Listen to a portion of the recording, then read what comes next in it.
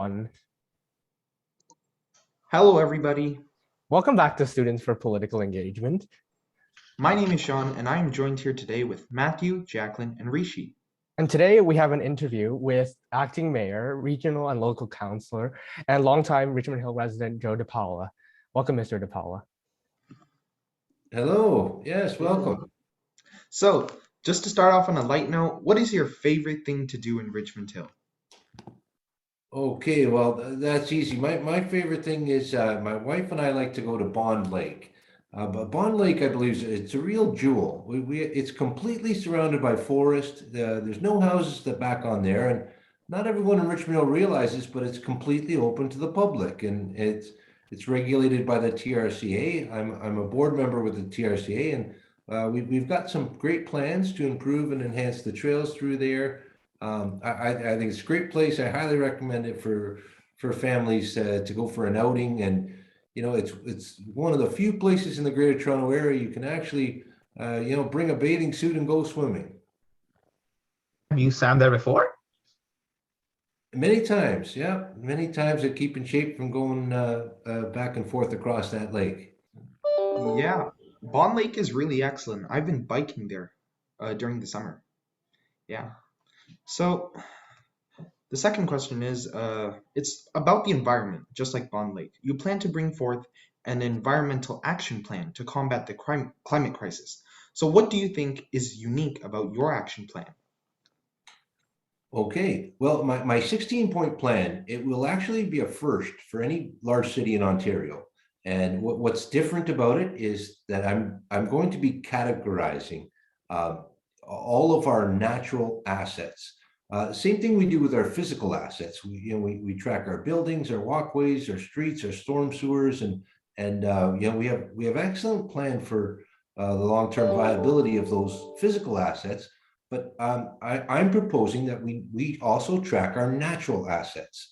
Now there's 16 different categories. That's tree planting, it's our parks, it's our lakes and rivers, like Bond Lake that I talked about, our wetlands and marshes, all of our green spaces, our parks. We're going to have community milkweed gardens, wildflower gardens, community food gardens. That's something that I want to promote as well. Anything the community grows locally, it saves us having to truck in food with costly greenhouse gases for all the transportation that's required. So there's 16 different initiatives, and they all speak to the root causes of climate change. So this is so important to me. We are already leaders. Richmond Hill is the second lowest greenhouse gas emitter per capita of all comparative cities in 30 different countries by the World Council on City Data. So we have an energy and emissions plan. We've already had a greening the hill strategy. You'll see on our website some important initiatives that the city's already undergone to improve our climate change influence.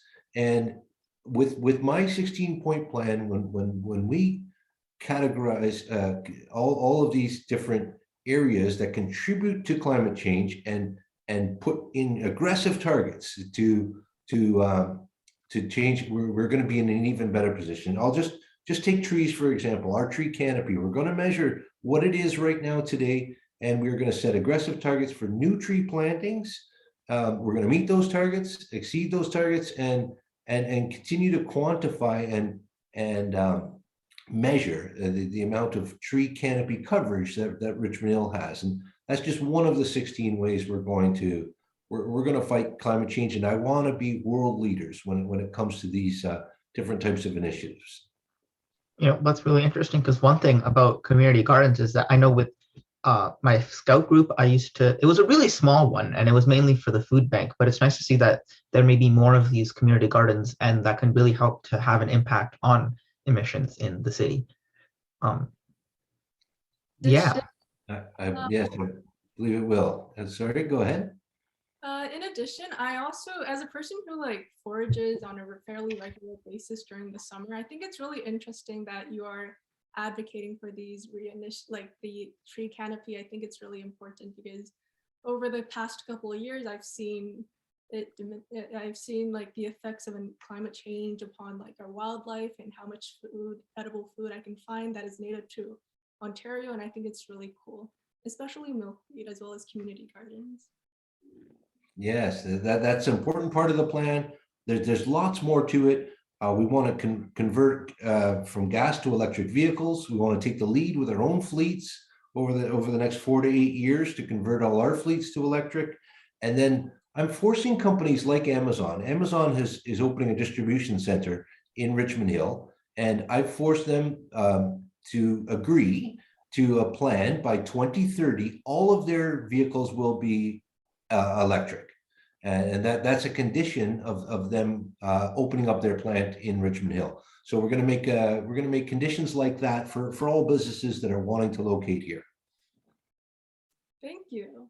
You have previously stated that you wanted to build Richmond Hill sustainably and fiscally responsible. As Richmond Hill recovers from the COVID-19 pandemic, how would you plan to recover Richmond Hill's economy and further develop it? Okay, well, as Richmond Hill's budget chair, being fiscally responsible is very important to me. We've done a great job over the last 3 years, streamlining our budget and making sure we're efficient without reducing services. We've froze the tax rate for the last 2 years in Richmond Hill. We're the only municipality to do it. So there were some other municipalities that had a zero tax rate increase, but like Markham, but they weren't able to do it this year because they did it on an artificial way. They dipped into their reserves. They ended up borrowing money, debenturing assets to achieve that zero tax increase. And the following year, you can't keep doing that. So we have no debt whatsoever in Richmond Hill. We have strong reserves, and we've always contributed to those reserves. We found those efficiencies, a continuous improvement process, and we streamlined. We went from 5 different departments down to 3, and we found better and more efficient ways to deliver those services that everyone depends on. So that to me is really important, but doing it in a sustainable way, not just passing on these costs to next generations. We want to hand over, someday when I'm no longer the budget chair, I want to make sure we're handing over an economically viable city that has ample reserves to pay for our long-term repair and replacement costs for all our assets. But more than that, it's about improving the economy for Richmond Hill in general. I want to create jobs and bring more businesses here. We have an exciting Richmond Hill Center project. It is going to bring in up to 40,000 new jobs at Yonge and Highway 7. We have 2 new subway stations that have been proposed. They will be built in about 8 years from now. And during those 8 years, we're going to be attracting corporate head offices to locate here. So you won't have to commute to downtown Toronto. I'm approaching all 5 major banks, numerous different corporations from around the globe, actually, to let them know that Richmond Hill is the place that they want to do business in the future. And we have a great workforce. We have one of the best education systems in North America. We're continuously ranked in the top 3 to 5 with our various high schools, and our private schools are extremely well at educating people and preparing them for the workforce. So we've got so many benefits. We're so well situated in the geographic center of the GTA, and I want your Richmond Hill to be the centerpiece of the GTA and the best place for new global head offices to locate. So that's a really ambitious plan. And I think part of a sustainable development of the city is, of course, as efficient transportation to make sure that, we aren't having too much traffic. And also, especially for us younger people, we rely a lot on alternative means of transportation. So I guess my question is, what new developments in transportation, alternative transportation and infrastructure, such as bikes, buses, and the subway, can we expect to see in Richmond Hill in the coming years? Okay, well, that's exactly why we're able to achieve this very ambitious plan, because we're going to be the downtown of York Region, and because of the high order transit that is going to be situated at the intersection of Yonge and Highway 7. Now, there's nowhere else in North America where 5 modes of public transportation will be intersecting at the same point. And that's what will be achieved when the subway opens there. We have the GO train intersecting there already. We have the Viva Rapid Transit. We have our local YRT buses.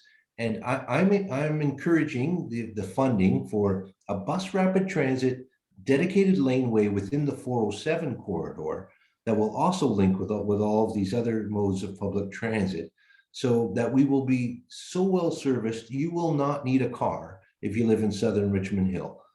That's the plan. It's all going to take place in the next 5 to 10 years. And for example, that 407 express route will be a 17-minute public transit commute on a dedicated laneway to Pearson International Airport. 17 minutes from Richmond Hill Center at Yonge and 7 to Pearson Airport. We've already got 27 or 28-minute commutes with the GO train to downtown Toronto to Union Station.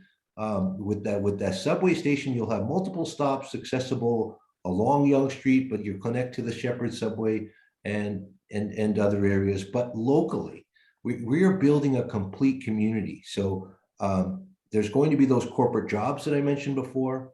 We are having retail centers. We're going to have a first floor concourse of retail that connects all of those future buildings, so that you will have every single thing you need to just at your doorstep within a 500-meter radius. All of the shopping needs that you have will be met there at that new Richmond Center, but also at Yonge and 16th. Hillcrest Mall currently has a proposal for 30 towers in its parking lot. On the other side, South Hill Shopping Center has 37 towers, up to 40 stories proposed, with a first floor retail concourse, the likes of which you really haven't seen in the GTA. You have to go to places like Manhattan to understand what we're talking about, with integrated parks and walkways and every type of shopping amenity you can imagine being together in this well-planned complete community that we're having at Yonge and 16th. There's other key development areas at Yonge and Major Mac and at Yonge north of Elgin Mills, but these complete type of communities, it's a new urban. We're fortunate that we're on Yonge Street. Yonge Street is the main artery and the best corridor for public transit in the Greater Toronto area. So this again, geographically, we're so fortunate, but we have to take advantage. We have to plan this properly. So it will take some time, but this is what our current official plan contemplates. It's called Vision 2041, and I'm the chair of the official plan process as well. And that's what people need to understand. As the budget chair, the chair of our official plan, and I'm the chair of the planning at the region as well. So, so I have a handle on how York Region as a whole is being planned. I'm also Richmond Hill's only representative on York Region Transit and on the TRC and many other boards. So, I get to play a role in liaisoning with all of those other external agencies, including the provincial and federal government, to make sure that we get our public infrastructure needs met. Thank you. So I guess you talk a lot about all of these plans for Richmond Hill, and you talked about park space, and I think it's really important that people have green space to be around. So are there any specific things that you've already done to secure that park space for the future plans that you have? Yeah, this is so key and so critical. Unfortunately, sometimes when I talk about the growth and the development and what's being planned there, people lose sight of what to me is most important, is our parks, our walkways, and our trails. We have 146 parks in Richmond Hill right now. I was instrumental in getting this city a 40-acre park at the observatory. Now, as I said, Yonge and 16th will have pedestrian connections over the train tracks to Observatory Park. And it will be our central park, an incredible open space. Excuse me for a moment.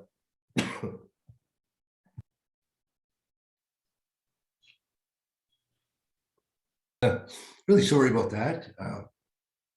And I'm sorry, excuse me. It's okay. So I get choked up talking about these parks. It's, so exciting for Richmond Hill, but the entire hydro utility corridor along Highway 7 is also going to be a green space.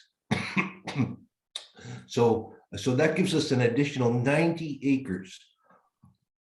So all this new Richmond Hill Center will be sandwiched between a 40-acre to 90-acre green space, properly linked. We are going to have a false floor above the CN rail track, and that will be a linear park. So you can walk from the new 90-acre park to the observatory park. There's lots of other plans. I've just put the Mill Pond Park into the green belt. In the north end of Richmond Hill, we have 1,000 acres of protected lands. And that's so critical for us to have those green spaces. Thank you. Thank you. Furthermore, the housing prices in Richmond Hill has skyrocketed over the past couple of years. This makes owning and renting houses increasingly inaccessible for Richmond Hill residents. What budgetary policies will you implement to mitigate this housing crisis? Okay.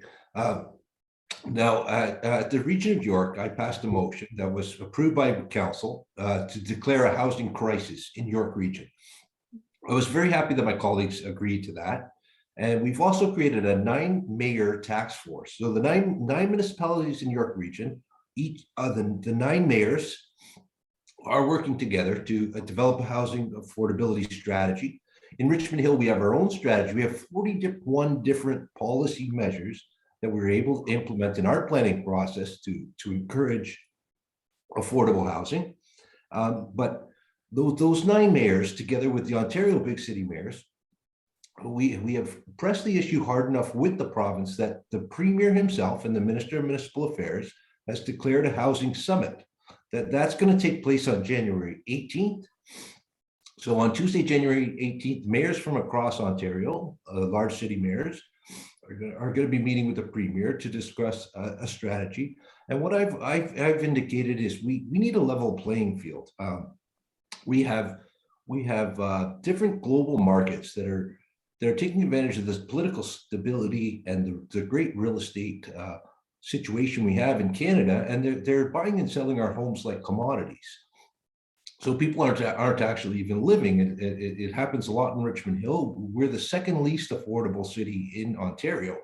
So we're grappling with this even more than other places. But we have a lot of vacancies, and right now they're benefiting from vacancy taxes that they shouldn't be. And perhaps we need a foreign buyer's tax. We do need help from the provincial and federal government to give us the tools that we need to get these out of control prices under control. But there's a lot of other things we can do locally. Like I said, we have that housing affordability strategy. But what's happened now, and I'm optimistic for the future, is people were against purpose-built rental buildings because they only generate a 1% to 2% rate of return. You put a lot of money up front, and it takes a long time to generate profit from that. But now 1% and 2% returns are quite favorable in a very safe investment. So we now have OMERS pension, teachers pension funds, large investment groups that want to build purpose-built rental on the Yonge corridor, which will be a much more affordable product, coupled with the fact that we'll keep our property taxes under control, and not needing to have a car, and all those things add to the expenses, monthly expenses. So if you can live in a purpose-built rental on Yonge Street and have viable public transit for all your needs, that will put your monthly housing cost to $1,300 or $1,400, which is doable. Because right now you're looking at over $2,000 a month just to have a basic 1-bedroom accommodation. Yeah, and I think that for us as younger people in that maybe thinking about where we will end up settling down after when we're older and finding our own place, that is something that's really important for us. Well, that's what I'm concerned about, is young people that grew up here their whole lives and they want to stay in Richmond Hill. They don't want to go elsewhere. And for our seniors that have lived their whole lives in Richmond Hill, and they need affordable options for retirement so they can stay in the city that they've lived their whole lives. Yes, so I think this will be our final question. So obviously, we are a organization that empowers young people and tries to get them engaged in all politics at all levels. So why do you think young people should care about municipal politics? And what would you like to say to young people who are thinking of getting into politics, maybe? Okay, well, I love the municipal level. At the municipal level, we don't have to sign on to a party. You don't have to be liberal or conservative or an NDP, and you don't have any party leaders telling you what you can or can't say. I'm not restricted. I can truly advocate for the people that live in this community. So that's what's great about this level.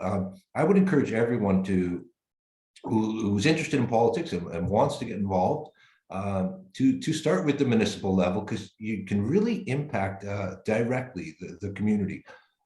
We haven't talked about it tonight, but our local council deals with so many issues, our community centers, our programs, but so many issues that directly impact on your lives. So I would encourage anyone.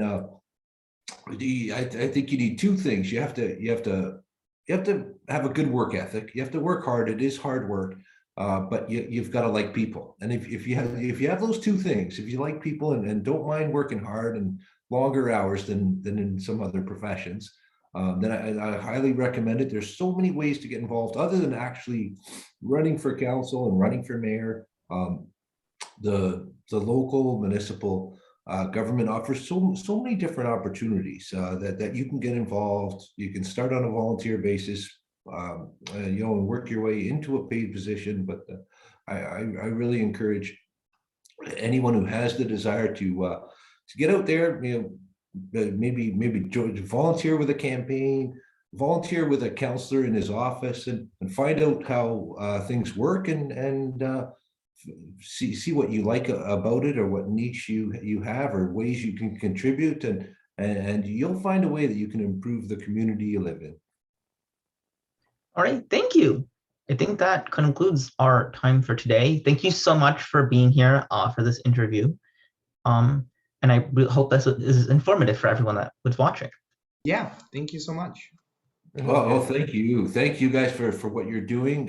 Political engagement is so important, and so continue to get out there. I apologize for the little bug I have in my throat tonight, but I hope you can see past that. And I hope I was able to inform you a little bit about what happens here in our municipal council. Yes, it was a very insightful interview. Yeah. Yes, thank you very much for coming. Bye-bye. Have a great night.